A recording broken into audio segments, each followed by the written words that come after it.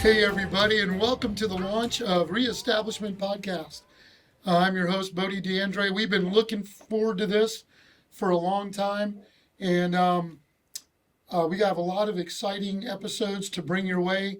There will be something for everybody on this podcast. Maybe one of them we do, it's not for you, you don't like it, check out the other ones. But we think we have something for each and every person. We want to get to know you, want to develop that relationship. And we're just really excited about the Reestablishment Podcast. And you may say, well, what does that mean? What is it? We'll be telling you as we go along, and you'll be able to figure out what this is all about. Got to start our first podcast with our announcer, and he's a friend of mine. And so his name is Paul Balmer, and we've known each other for a long time. Paul, thanks for coming on. Hey, Bodie, thank you for having me. I appreciate it. It's Yeah. good to be here. Yeah, Some exciting stuff going on. yeah. But to start off, why don't we find out a little more about you? Hmm. And, one of the things I think is interesting to find out, and I haven't even asked you this, we go way back, Yeah, you and I. we've known each other probably 20 years. Yeah, Yeah. we have. But the question looming, and one that I've actually thought of in the past, and I think this is a good time to ask, what is a Bodie? So that's a good question. So my real name is Robert, and my father's name was Robert, and he was known as Bob.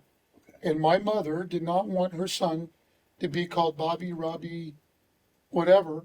And she had seen Clint Walker, the actor, play in the old Cheyenne Bodie Western series. And he was tall, dark, and handsome. She wanted the same, and she got a short Italian. So she gave me the nickname Bodie at birth, and it has stuck. And so now that I have a son, who's Robert the third, his name is Bo. So we had Nice. Bob, Bodie, and Bo. So it's odd. It's a good question. I get it all the time. I've actually used it as a trivia one time on where my name came from, but it was actually come from Cheyenne Bodie from the Western. Any meaning to it that you know of, or just No, a my mom nickname? just wanted me to be tall, dark, and handsome. Was it? Very good. Well, Bodie, Yeah, Robert. yeah, No, I won't do that to you. Yeah. No, but why don't you tell us a little about you? Like, where did you start? Where'd you Yeah. come from? So, born and raised in the Tampa Bay area in Florida. A really good family. My dad, an electrical contractor, That's right. is an electrician. My grandfather on my father's side was a general contractor, built houses. Before that was a farmer, and in his later years went back and was a cattle rancher again until he passed away. My father was an interesting entrepreneur. He started the Christian Television Network, but he owned throughout his life about 13 different companies. So he was very entrepreneurial, but he considered television and specifically Christian television to be like his ministry, where God wanted him to go. My mother, he's originally from Jersey, moved to Florida when he was a teenager, and we loved him. We accepted him because my mother's side, I'm a fifth generation Floridian. And so sometimes I talk kind of funny. So if I talk like a hick or a redneck, I'm sorry. I've tried to clean it up. I try to talk generic. Sometimes I can't help myself. But you have a guy from Jersey marrying my mom, a beauty queen from here. They local. They got together, and I had a really good upbringing. My mother worked at the family business as well as a bookkeeper. So Siblings. so I have one sister who is now the president of the Christian Television Network. She was a school teacher, and it's just the two of us. We did not get along when we were younger. We're 4 years apart. We get along fantastic now. We talk Good. every day, and love my little sister and doing really, really good. Out of high school, thought I was going to go in the military, and Oh, I know you did. well, I did, but not right then. So I kind of blew it off. Went to college. Went to Bible college for a couple years. Ended up being a youth pastor for a short time, and really felt in my heart led to go into law enforcement. You and I have that connection. Right. You've been in law enforcement, what, 30 plus years? Yes, sir. I've been in 35. And I don't know about you. I got into law enforcement because I thought that was my calling at the time. And even today, looking back, I still believe that. Then I got this wild idea that I wasn't serving enough, and I went into the Navy Reserve. And I think maybe, and you could probably same way. That's how we met, was in the Navy. Right. Is that that call to serve is so important, not only to be on a local level as a police officer, but also in military, serve the nation. And there was never, I don't know about you, but there was never a doubt or a second question about my service. No. Was there with you? No, not at all. And I'm sure the same with you, that sense of patriotism that you have. Yeah. It's just a way to really carry that out, manifest that Yeah. by serving. When did you first feel that everybody has that moment when they first come in? If you're a vet listening, kind of think about when you started and you took the oath. But what was the first moment when you really felt that sense of pride? Wow. Well, I know when mine was. I think it probably came to a culmination after boot camp. Okay. When I was in A school, I Right. think I finally got over the trauma Yeah. of boot camp, which was Orlando, by the way, in the Right. summer. And that's when I felt. How about you? Mine was the first time I put on a uniform. I can't explain it, but the first time I put on my Navy uniform and I stood in the mirror and I looked at myself and I said, yeah, I'm really in it. That was kind of like my big moment, was the uniform. And so I always treated my uniform as something very special. Very seldom did I take it to a dry cleaner, and I always kind of did my own. Even in boot camp, I would have other folks that would ask me to iron their stuff. Because in the Navy, when you do your jumpers, you have to turn them inside out. That's right. And get those That's creases right. in the back and the flaps and the inverted creases in the legs. And so they would always ask me, would you do that? I just always felt that uniform was a symbol to myself and to somebody else of a pride in the military. So Even when you put it on now, Yeah. if you have an occasion Yeah. to, that I did. I feeling. just was in a retirement with a friend, and I got to put it on again. It was great. How many years did you do? I did 26, four active, 22 reserve. I did all 30, and retired last year. You retired a couple years ago. I did 2010 actually. Well, so have you it's been out that long? It's been a minute, yes. Sir. Wow, time really flies. It does. And so that for me was really important. Married, blended family, like a lot of folks. And so my current wife, we've been together almost 24 years, 4 kids. We have a his, hers, ours, and ours. And in a future podcast, I have one's called Meet My Wife, and I will Good. bring Michelle, who your wife's name is Michelle as That's well. right, yeah. And I'll bring my wife on and let everybody, and I will let her do the talking and tell about our family from her perspective. I think that's important. When she met me, I was already in law enforcement. She had in the military, so she had to learn a lot. And I know you were in the same boat Right. with Michelle. You were Yeah. already in law enforcement and military, and the blended families. We both understand that. So where'd you come into this transition, bringing it to where you're at now? How did that? Well, yeah, so that's a really good question. I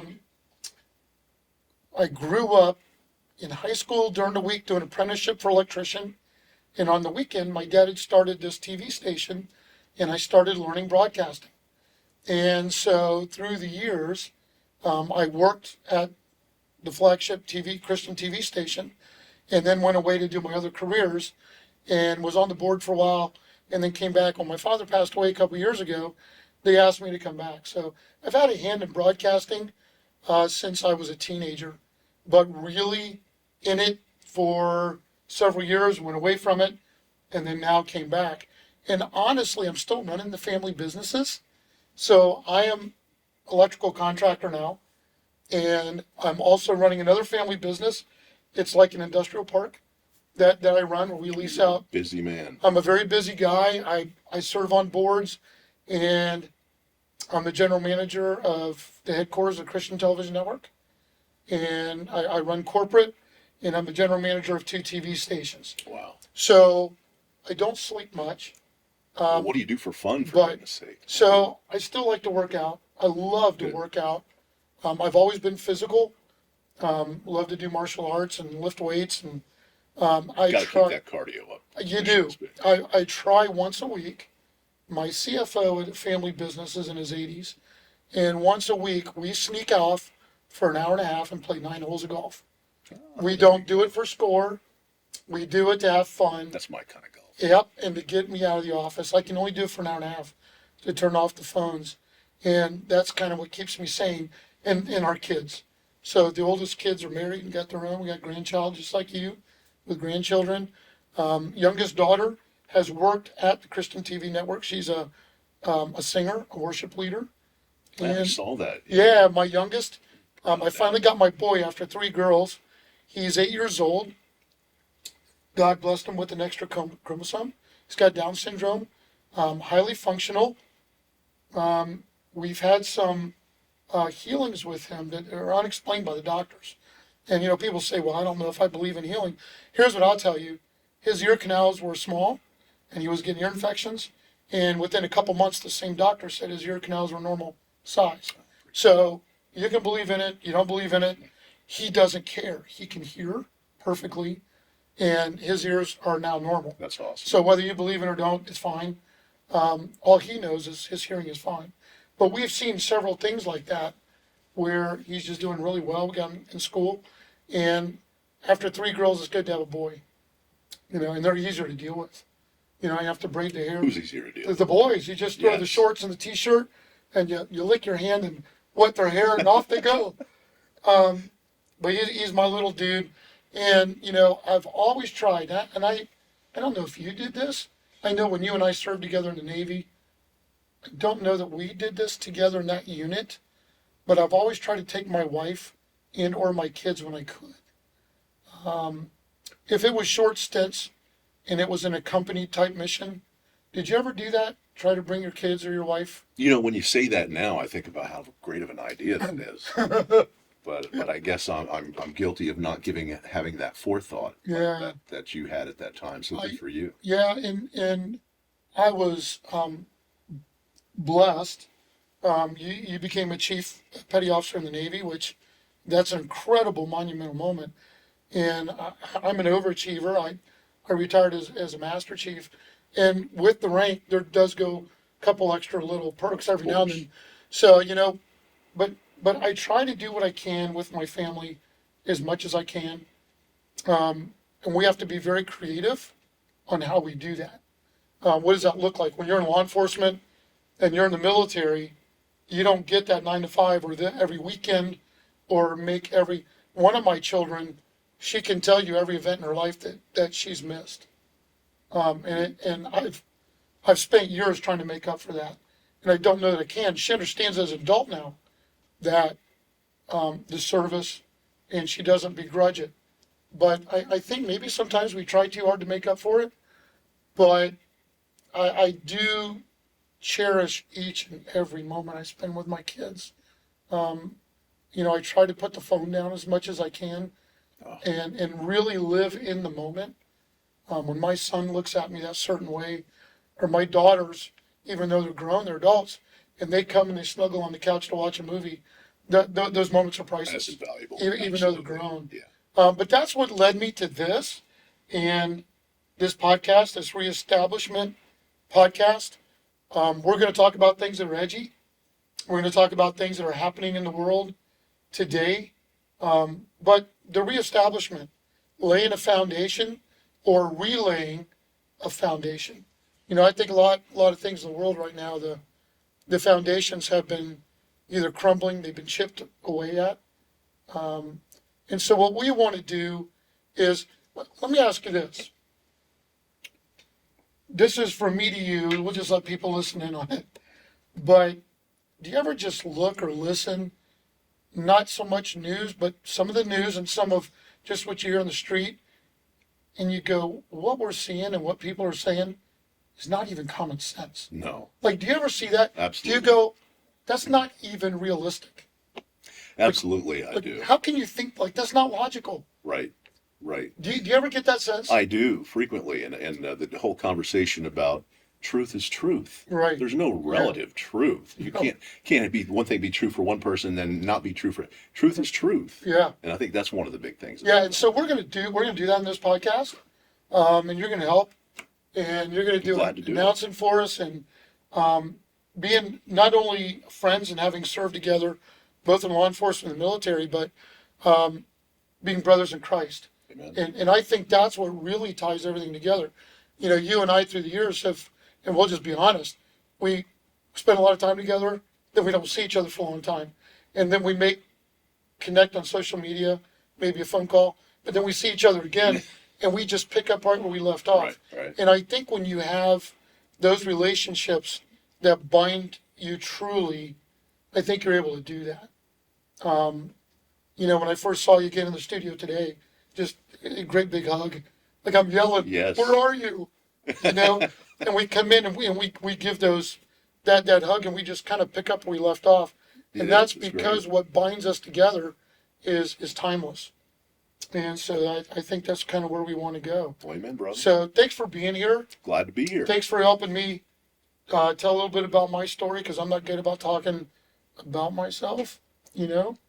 And that's a good thing. That's okay. Yeah, I think it is. Measure of humility is a good thing. Well, thanks. Yes. And so those of you on our launch, thanks for being with us, getting to know us a little bit. Check us out. And if there's things that you see that you think are for you, your family, people that you know, get the word out. Help us get the word out to folks. We want to be more than just entertaining. We want to be something that's thought-provoking. And I'm going to close on this. You know, I'm under the impression that whether you like me or hate me or send me a Christmas card, I don't really care. But if I've caused you to think, or I've caused you to maybe sharpen your edge, knock the rust off, then I've done my job. I'm not in this for trying to make friends. I'm in this to make a difference. And so maybe something we say really irritates you, and you just really don't like us. That's okay. You're not gonna hurt my feelings. But if I've made you think about your life or somebody else's life, and where you can go from there, and how you can make your life better, then I think we've done our job. Sure, Yeah. absolutely. So thanks a lot. Reestablishment. Yeah, reestablishment. Appreciate it. Thanks. We'll see you on future episodes.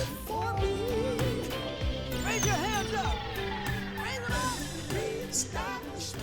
This episode of Reestablishment is brought to you by Man360.tv, a show for men about manly things. Check it out, Man360.tv.